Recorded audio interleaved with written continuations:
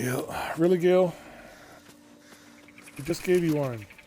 My condition likes being ignored as little as I do. I must consume another artifact. And soon.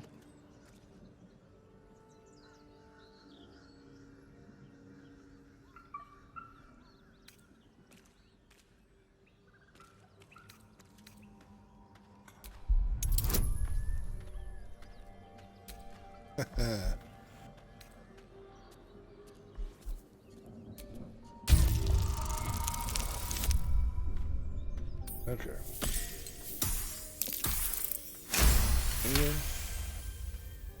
Of course. I would hate for you to think me impatient or ungrateful. I shall persevere. For now. I was gonna give. Alright. I was going to give Gale Work my magic. fancy boots.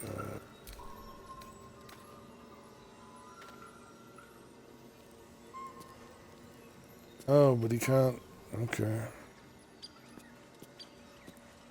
Some action. Lightning charge.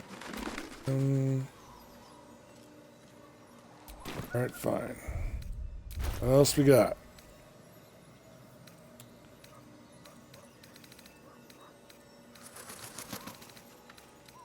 Probably what it's gonna be.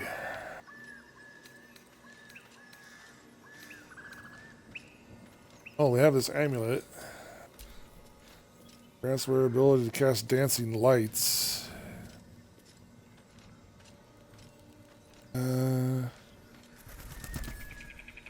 Let's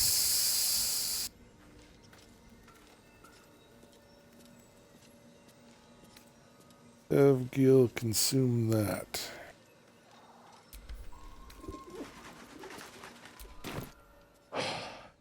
Good gods. It hardly has any effect. Oh, Mistra, have mercy on us all. Listen, I need to speak to you, to all of you. It would be unconscionable of me to remain silent. Go on, you're among friends. I might just be about to remedy that. You have to know who I was. You have to know who I really am. What I am is a walking shadow of the promise I once held. I'm what one might call a wizard prodigy. Who from an early age could not only control the weave, but compose it. Much like a musician or a poet. Such was my skill that it earned me the attention of the mother of magic herself. The Lady of Mysteries. The goddess Mistra. She revealed herself to me and she became my teacher. In time, she became my muse. And later, even my lover. Oh dear. Are you telling me you made love to a goddess? Oh, yes. We enjoyed each other's company. Body, mind, and soul. But even so, I desired more. You see, no matter how powerful a wizard we mortals can become, we never scratch more than the surface of the weave. Mistra keeps us in check. There are boundaries she doesn't let us cross. Yet, every time I was with her, I stood on the precipice, gazing into the wonders that lay beyond. I sought to cross her boundaries.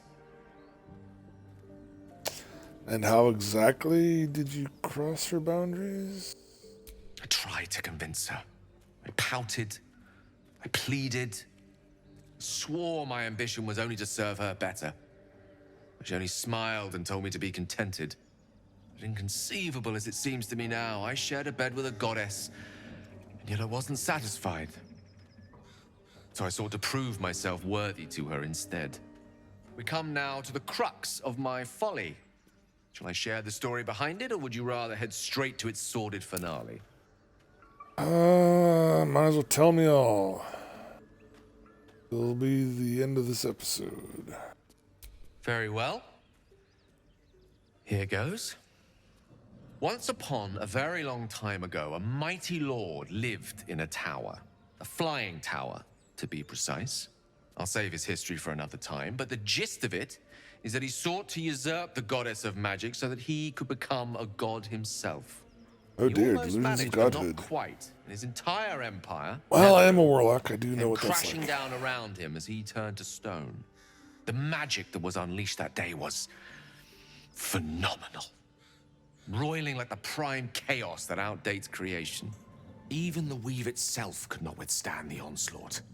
It fractured, then shattered, and all magic was lost to the mortal realms until the day Mystra returned.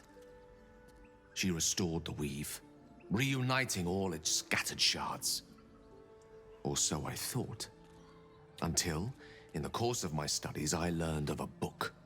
A Netherese tome in which a piece of the fractured weave had been sealed beyond her reach.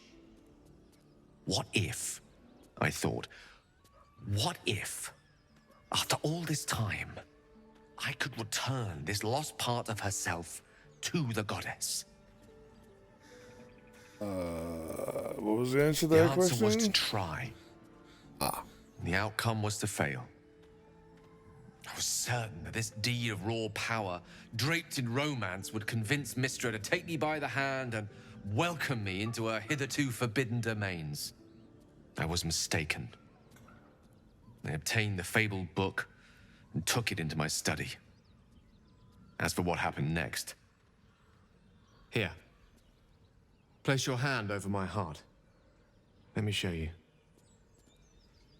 Don't make it weird. Don't make it weird. That's weird. You feel the tadpole quiver as you realize Gale is letting you in, into the dark. You see through Gale's eyes, staring down the corridors of a dread memory. A book, bound, and suddenly opened. Inside there are no pages, only a swirling mass of blackest weave that pounces. Its teeth, its claws, it's unstoppable as it digs through and becomes part of you. And gods, is it ever hungry.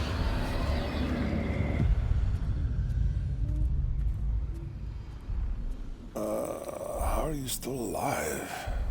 Thankfully, the moment I absorbed the fragment wasn't enough to kill me outright. It was only the beginning.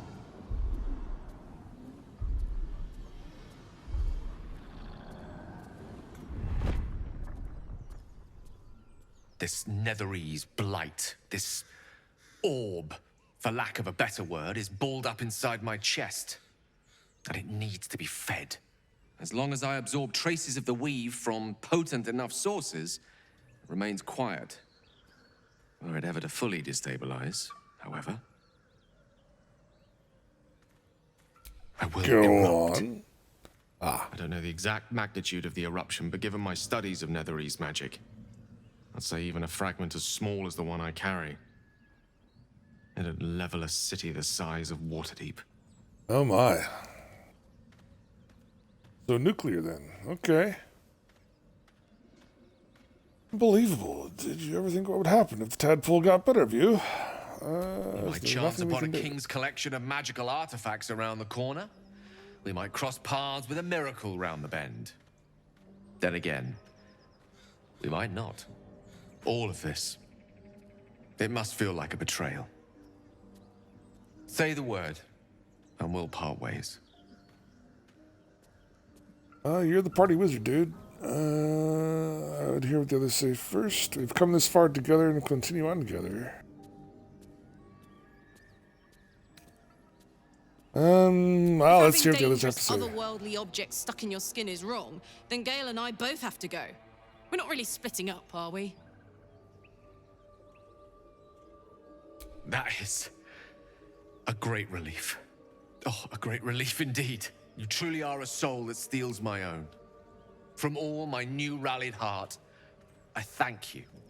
I thank you all. I understand if you stand against me. I'm humbled if you stand with me. Either way, I will do my best not to let you down. I stand at a precipice, but if you do not give up hope, neither shall I. I'll fight. I'll resist as long as I can. Now, Even I am tired of the sound of my own voice. Let us venture forth.